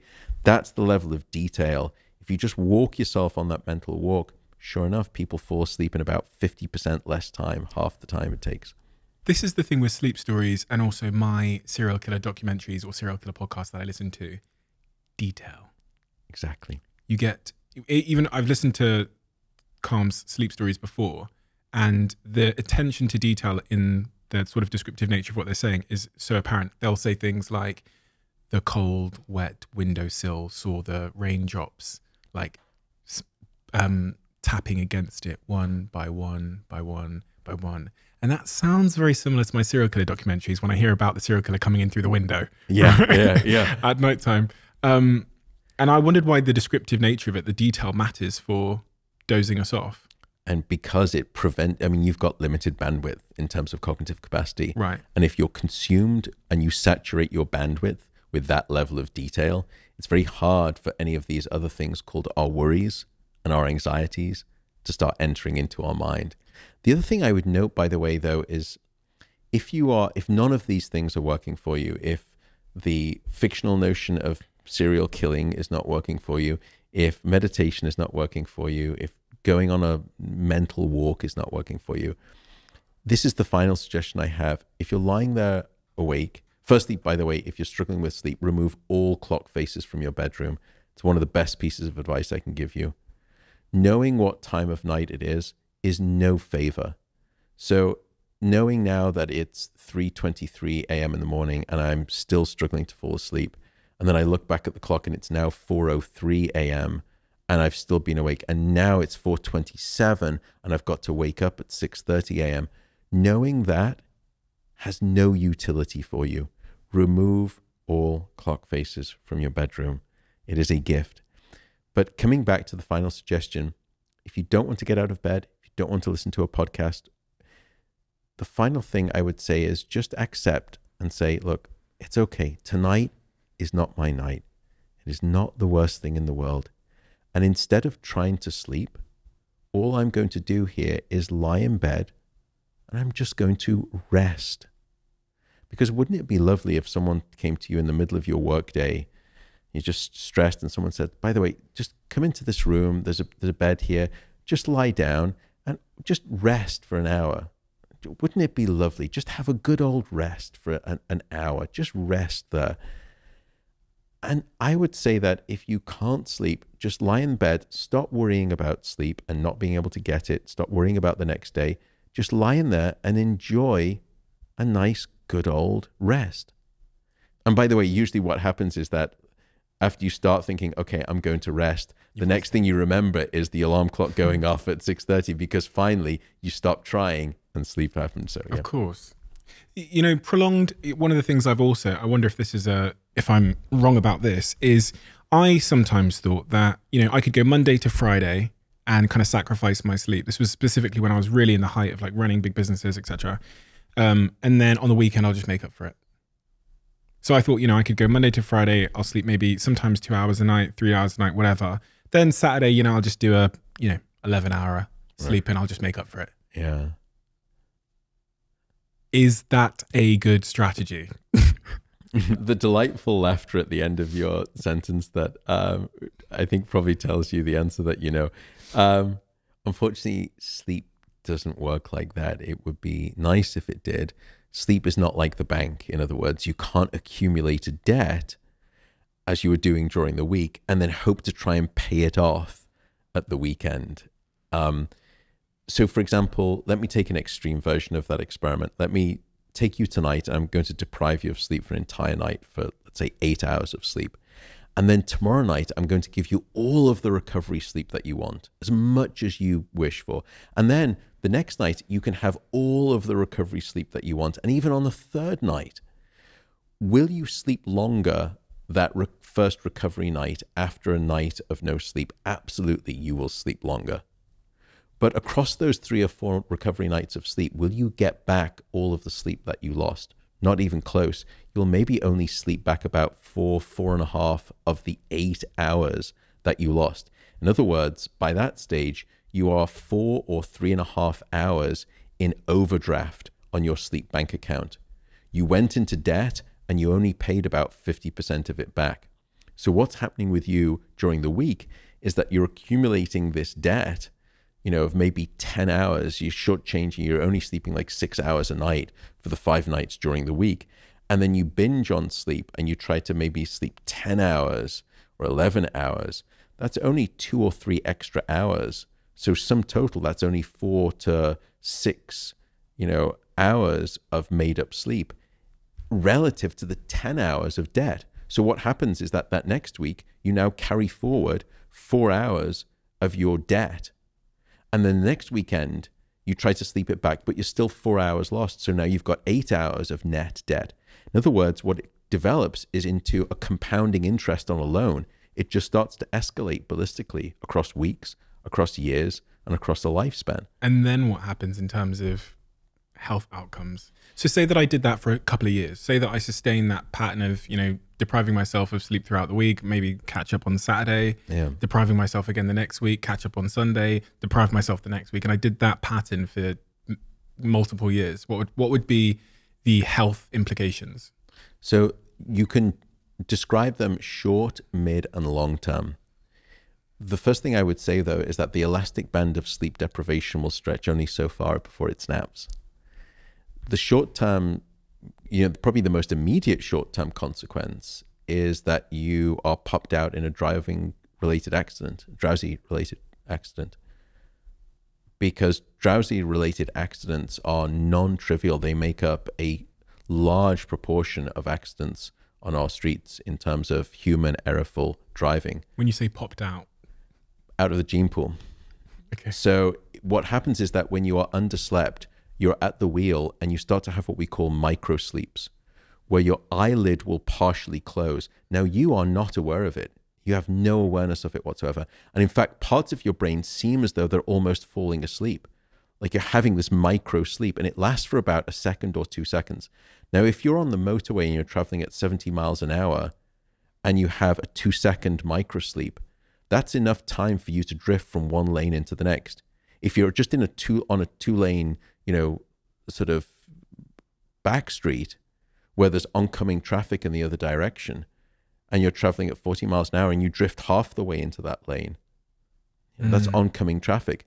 So in other words, if you have a micro sleep at 60 or 70 miles an hour, at that point, there's a 2-ton missile traveling at 60 miles an hour and no one's in control. And that may be the last micro sleep that you ever have in your life. Obviously, all the other things you've mentioned would be implications, things like performance drop, sort of memory, relationships, libido would all drop off. So I wouldn't be having as much sex. You would all those things. Then midterm.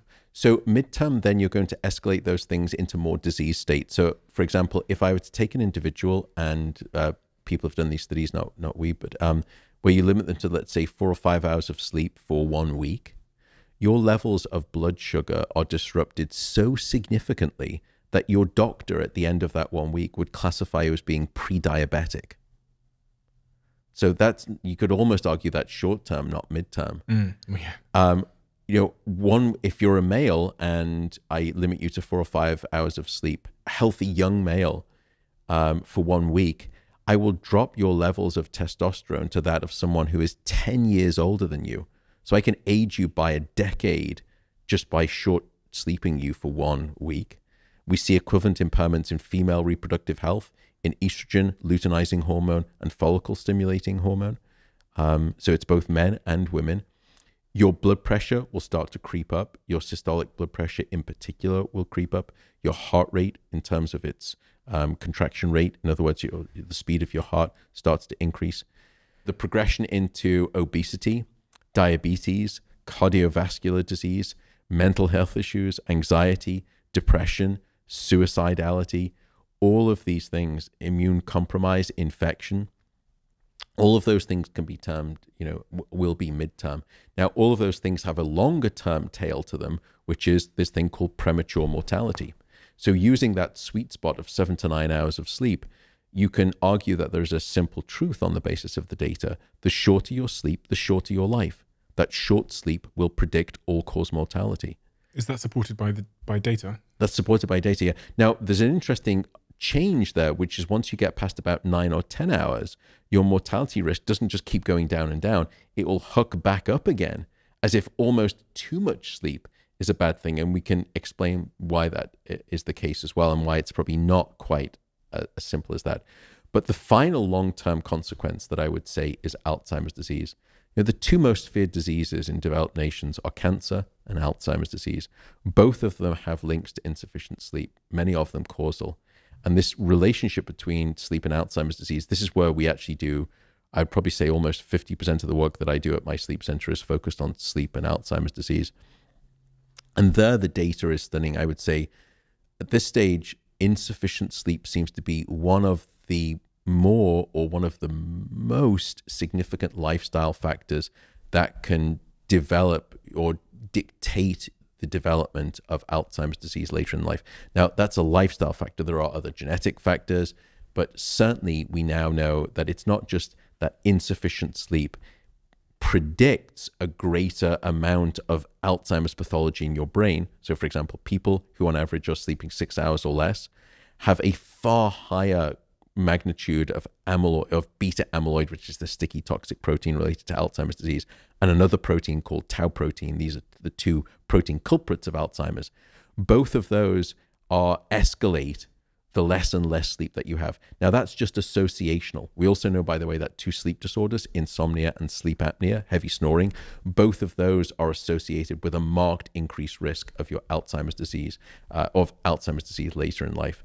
That's simply associational. That doesn't prove causality, but we now have the causal evidence. both in animal models and in human models, if I deprive a human being of sleep for a single night, or I even just deprive you of deep sleep for a single night, the next day we can see an immediate increase in these Alzheimer's disease-related proteins circulating in your bloodstream, circulating in what we call a cerebrospinal fluid that bathes the brain, and using special brain scans, we can even measure it within the brain itself. So these are causal manipulations. It's not associational. I manipulate this thing called sleep, and the consequence is that I manipulate your Alzheimer's disease proteins. That's correlation going to causation. Then the question is, well, mechanism. What is it about sleep when you get it that is de-escalating Alzheimer's disease risk? In other words, when you don't get it, why would it increase your Alzheimer's risk? And this was a stunning discovery made by a scientist called Macon Nedergaard at the University of Rochester here in America. And she found three things. First, studying mice and rats, she found that the brain has a cleansing system. Now, we didn't used to think that your brain had a cleansing system. Your body had one, and everyone knows what it's called. It's called the lymphatic system. We didn't think the brain had one, but she discovered that the brain has one. It's called the glymphatic system, named after these glial cells that make it up. The second thing that she discovered is that that cleansing system within the brain is not always switched on in high flow volume across the 24-hour period. It was expressly during sleep, and particularly during deep non-REM sleep, when that sort of sewage system was put into overdrive and washed away all of this detritus that built up during the day. And the final thing that she discovered, and this is why it's related to Alzheimer's disease, is that two of the metabolic byproducts that build up during the day in our brain are beta amyloid and tau protein, the two bad actors in Alzheimer's disease. So in other words, what she discovered is a system of, good night, sleep clean. That sleep is a power cleanse for the brain. And if you're not getting your sleep every night, it doesn't mean that you're going to get Alzheimer's disease next week. It doesn't mean that you're going to get Alzheimer's disease, in a year's time. But night after night, once again, it's like compounding interest on a loan. And that's why we now believe through this causal mechanism that insufficient sleep is a risk factor for Alzheimer's disease. Lots of people will say to me, look, there are these individuals in society who claim that they, didn't need very much sleep, who didn't sleep a lot. Margaret Thatcher is often quoted to me about that. Ronald Reagan was apparently another short sleeper. I don't think it's coincidental that both Thatcher and Reagan went on to die of the unfortunate disease of Alzheimer's. I'm sold. Sleep is important. I get it. I'm sold. My question is, what are the things that in the modern society are standing in the way of sleep? We've touched on some of them loosely, but some of the big obvious things, the things that you would suggest doing, very actionable things we could do straight away to improve our chances of having that healthy, deep sleep that we need to be optimal in every regard of our health and performance. There's probably, I think, 5 standard tips, what we call sort of sleep hygiene, that you can do. And then I'll come on to maybe just some unconventional tips that we've sort of touched on. And we've spoken about many of these. The first thing I would recommend people to do, and this is why when some people say, oh, what about this new sleep supplement? Or, it's 40 quid for this bottle of these new sleep natural medications. I'm going to give it a try. I would say try these tried and true things first before you spend your money on supplements. The first thing is regularity. Go to bed at the same time and wake up at the same time, no matter whether it's the weekday or the weekend.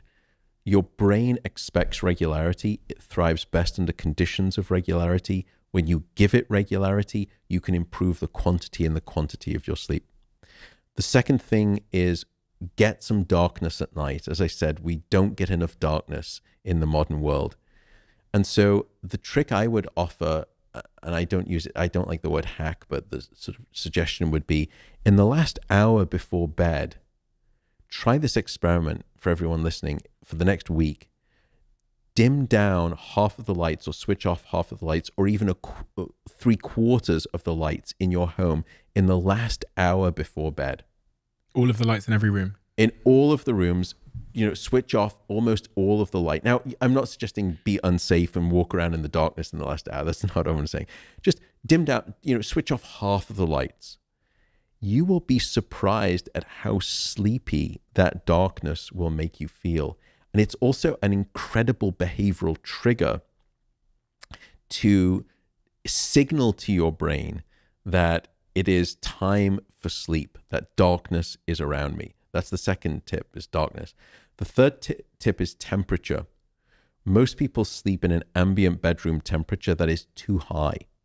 And you need to aim for a bedroom temperature of about 18.5 degrees Celsius, around about 65 to 68 degrees Fahrenheit, if I'm probably butchering the mathematics there on that. But you need to get cool. Now, you can wear thick socks, you can have a hot water bottle, that's fine. But the ambient needs to be cold, because you need to drop your core body temperature and your brain temperature by about 1 degree Celsius to fall asleep and stay asleep. And it's the reason that you will always find it easier to fall asleep in a room that's too cold than too hot. So make your bedroom cold, make it dark like a cave.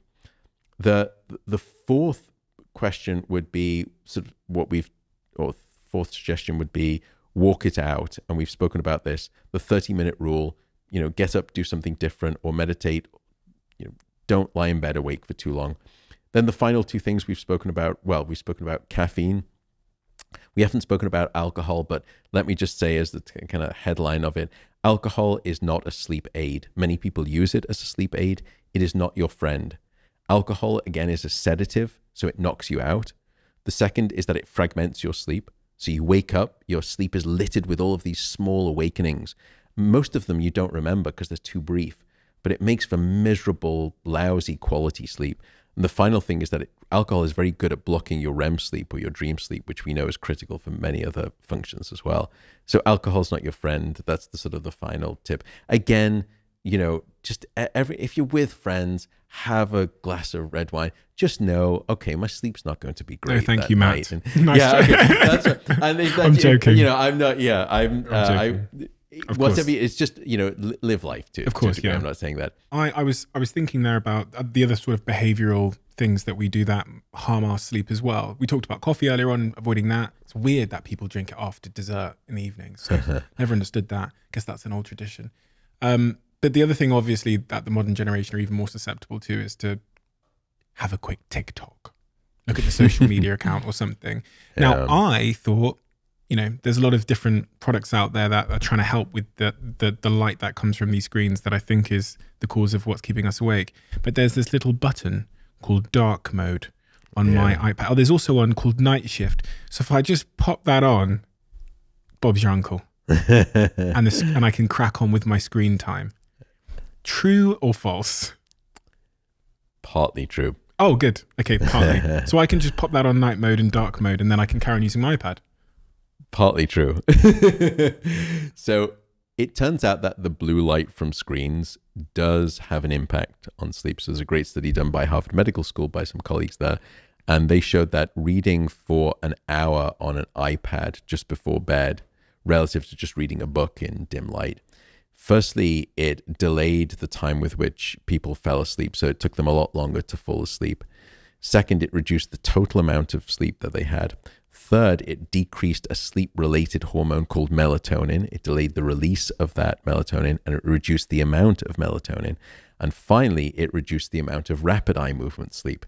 So it had significantly. The melatonin point, how significantly? So it delayed the release by about somewhere between 90 minutes to 2 hours across the individuals. So in other words, your brain wasn't. So what melatonin does? It's called the hormone of darkness, or the vampire hormone, just because because it makes you want to bite into people's necks, but because it signals to your brain that it's nighttime, that it's darkness. And so your brain needs the signal of melatonin for it to understand when is it dark. In other words, it needs to understand by way of melatonin when it is time to fall asleep. And when you're bathed in electric light at night, and especially when you're getting blue light from these devices, your brain is fooled into thinking it's still daytime. And when there is light emitting through your retina, coming into your brain, it signals to a part of your brain to hit the brakes on melatonin. And your brain will not release melatonin.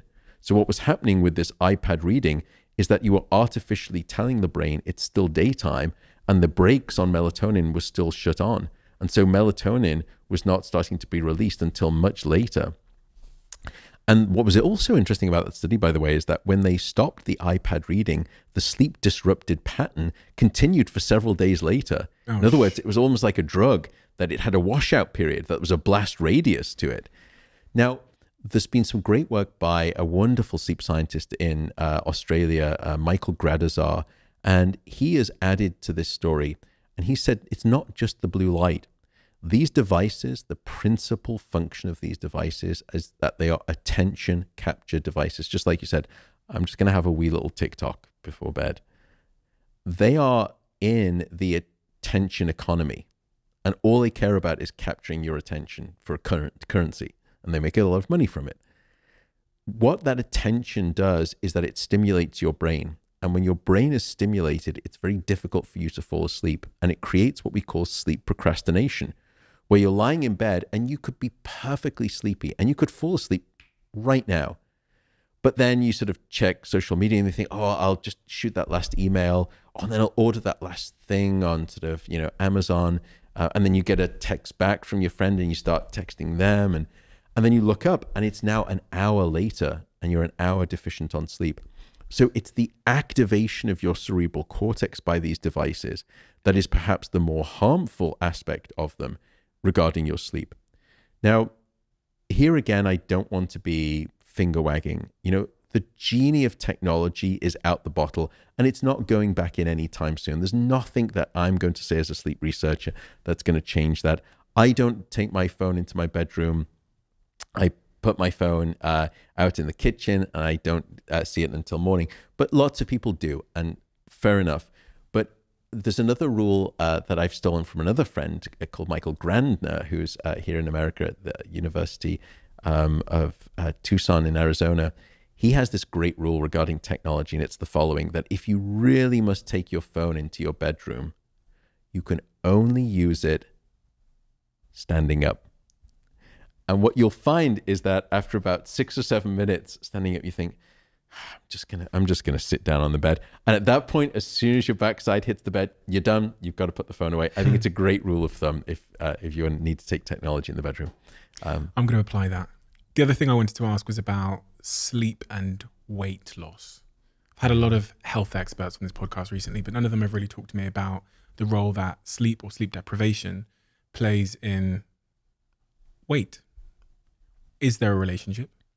It's probably one of the most well-defined relationships that we know in all of sleep science. And it is at least a 3-part story.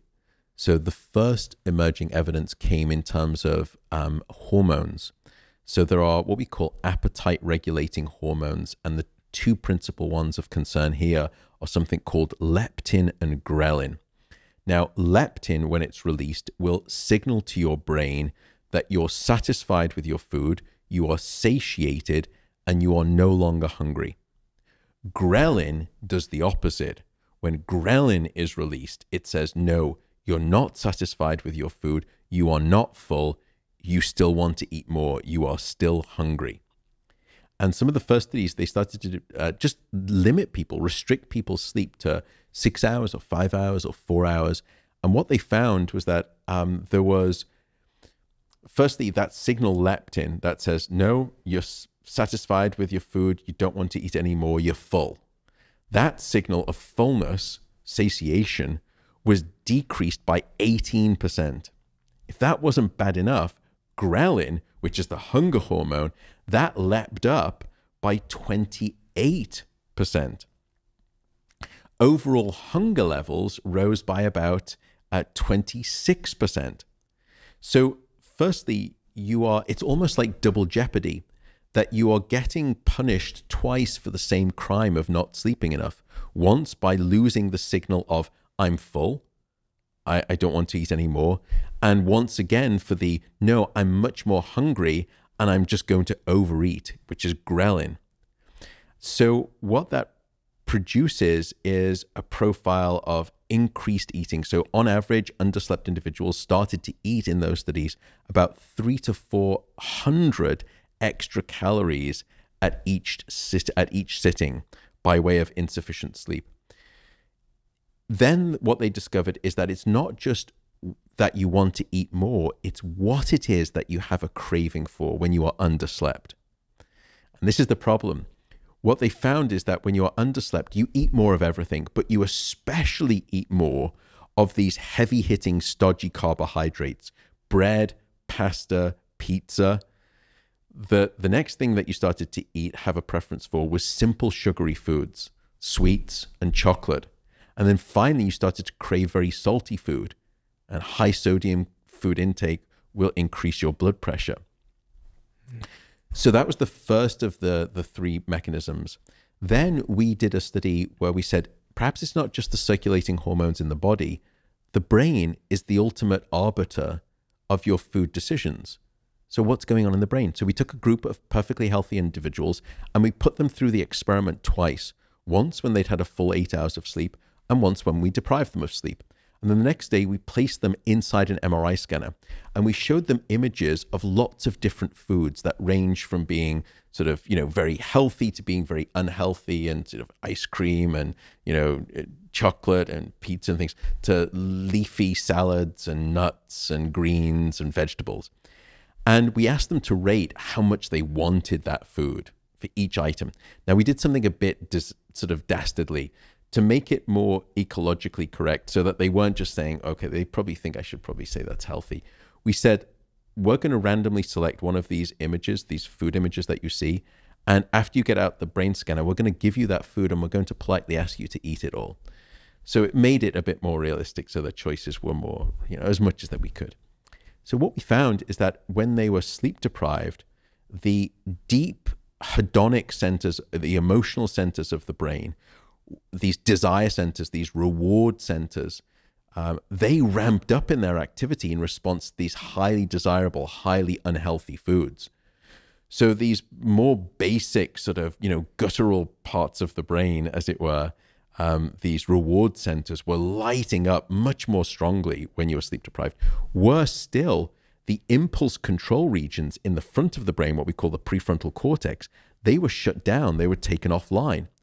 So as a consequence, you lost your impulse control. And that's why you start to then say, when I'm sleep deprived at the food sort of buffet, I'm not going to do salad. I'm just going to, that pizza looks awful good, or that pasta with the cream, I'm just going to go into that, all go. So it's what we call a pattern in terms of brain activity in neuroscience of hedonic eating, that your brain goes into this hedonic desire profile. So now we understood it's not just hormones in the body, it's also changes in the brain. Then came the finding that there's another chemical in the body that's responsible. And this comes on to cannabis. When people that you may know have smoked cannabis, they'll often say, I get viciously hungry. I get the munchies. I get really hungry. That's no coincidence, because cannabis will stimulate appetite. Now, we all have naturally occurring cannabis compounds in our brain and our bodies. They are called endocannabinoids. Endo meaning comes from inside us, whereas the cannabis that comes externally when you sort of smoke it or take edibles. So endocannabinoids do many things for the brain and the body, but one of the things that they do is control your appetite and your hunger. And what we found is that when you sleep-deprived individuals, these naturally occurring endocannabinoids rocketed up by over 20%, cranking up people's appetite. And so these three ways lead you to start packing on, when insufficient sleep is occurring, when sleep gets short, your waistline typically starts to expand. And we now understand the reasons. If that wasn't bad enough, it is bad enough. I know. Yeah. Can you just stop, Matt? Please? Honestly, I've really. The last thing that we discovered is that, let's say that you're trying to be really careful and you're trying to diet and you're trying to lose weight. If you're not getting sufficient sleep, then 60% of all of the weight that you lose will come from lean muscle mass. Oh, God, no. And not fat. Not the muscle. I know, exactly. So in other words, when you are dieting, but you are underslept, you lose what you want to keep, which is muscle, and you keep what you want to lose, which is fat. So again, I'm sold. Not an ideal situation. My last question for you, in fact, was, of all the subject matter we've talked about, what is the most interesting thing we've missed, in your view? The thing that you think is most pertinent or interesting or significant, or that perks people up or sits them on the end of their chair when you discuss it? I think the only other area that fascinates people even more than sleep is dreaming. So dreaming above and beyond the stage of which it comes from, which is principally called rapid eye movement sleep or dream sleep. REM sleep provides a set of physiological and benefits, but dreaming, we've now discovered, even above and beyond that, provides benefits, and it provides at least two benefits. The first is creativity. I was telling you that during deep sleep, you cement individual memories. You grab memories and you shift them from a short-term storage reservoir to a long-term storage reservoir, and you strengthen the circuit of those memories. So you future-proof information. But that's individual memories. What we discovered is that sleep is much more intelligent than you ever thought possible. That it's during REM sleep, and particularly during dreaming, that we take all of the individual pieces of information that we've been learning, and we start interconnecting them and associating them with all of our back catalog of stored information. And so what dream sleep, one of the functions of dream sleep, is to cross-link and associate new memories together. So you wake up the next day after dream sleep, with a revised mind web of associations. And those are capable of divining solutions to previously impenetrable problems. So think of dreaming as, it's almost like informational alchemy, that you start to fuse things together that shouldn't normally go together. But when they do, they cause marked advances in your thinking, in your productivity, in your ingenuity. And in that way, you go to sleep with the pieces of the jigsaw, but you wake up with the puzzle complete. And I would argue that that's the difference between knowledge, which is remembering the individual pieces, and wisdom, which is knowing what it all means when you fit them together. That's one of the functions of dreaming. It's the reason, by the way, that you've never been told to stay awake on a problem. Yeah. The other function of dreaming that we know of is that dreaming provides a form of emotional first aid. That we've done a lot of work, and we came up with a theory that was called dreaming as overnight therapy. And what we've discovered is that when we go into dream sleep, particularly based on its neurochemical profile and its physiological anatomy of the brain, the dreaming brain will take difficult, painful experiences, sometimes traumatic experiences, and it will essentially strip away the bitter emotional rind from the informational orange. So let's take a step back. What makes a memory emotional? What makes a memory emotional is that at the time of the experience, that experience triggered a strong visceral reaction. And that visceral reaction is useful to the brain, and it wraps that experience in this blanket of what we call emotion. It red flags it and prioritizes it in the brain. So now you've created a memory of an emotional event. In other words, you've created an emotional memory. But what dream sleep does is then it takes that useful emotional memory and it will detox the emotion from the memory. It strips the bitter emotional rind from the informational orange. It's almost, and that's why we called it overnight therapy, so that the next day you come back and now you feel better about those experiences. So you have a memory of an emotional event, but is no longer emotional itself. You don't regurgitate that same visceral reaction that you had at the time of learning. So the brain has done this elegant trick of stripping the emotion from the memory. So that's the second benefit, is that it provides, it's not time that heals all wounds. It is time during sleep, and particularly during dream sleep, that provides emotional convalescence. It's funny because there's the stereotype that we should never go to bed angry at each other. You will wake up far less angry as a consequence. Matt, we have a closing tradition on this podcast where the last guest asks a question for the next guest, not knowing who they're going to ask it for. The question that's been left for you from our previous guest, obviously they didn't know who they were leaving it for, but I love these questions when they're challenging. What is the biggest way in which you are a contradiction? Gosh, I'm a contradiction in so many ways. I think I'm a contradiction in the sense that within my profession and with this field of sleep, I feel very comfortable. I'm reticent to say confident, but I am very comfortable to get on stage, give a TED talk in front of a couple of thousand people, and my heart rate will be very stable. I probably don't feel, I feel more myself on stage alone in front of thousands of people than I do at any other time in my life. That's where I feel most myself. But yet I'm a contradiction because off stage, I'm very insecure. I'm very much an introvert. I'm very shy. I don't like being the focus of attention. And so those two things I've often wrestled with. But the more people I've spoken to, sort of now being out in the public sphere and sort of being more in the sort of public intellectual realm, you start to meet, very famous people, and you meet, musicians, and what you learn is that they're very similar, that they say that they become this version of themselves on stage, and then when they're off stage, they are a radically different person. But I'm such a contradiction in that sense. I feel very comfortable and very secure on stage in front of thousands of people. And for many people, public speaking is one of the most anxiogenic things you can ask anyone to do. But for me, heart rate is probably in the, mid 40s, very relaxing for me.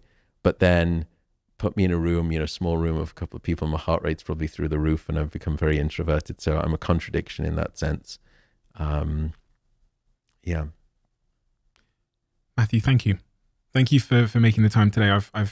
I've wanted to speak to you for many, many years, and you absolutely never disappoint anybody. So it's very kind of you to say. It's exceptionally important work. And as you said at the start of this conversation, we often neglect the medicinal properties of a great night's sleep over things like diet and medicine or exercise, whatever else it is. But your voice and the passion that sits behind it has led a charge in society, which is waking us up, no pun intended, to the virtues and the power and the importance of having a great night's sleep, but in a nice way, in a way that I find really empowering and actionable. And that's the most important thing. So thank you for that, Matthew. Well, thank you. And thank you for saying that last part, especially. I don't think I can lay claim to that sort of early on. I think I'm doing much better. I'm doing a little bit better as a public communicator and being less puritanical and dictatorial in my sleep message. I think I did a terrible job coming out.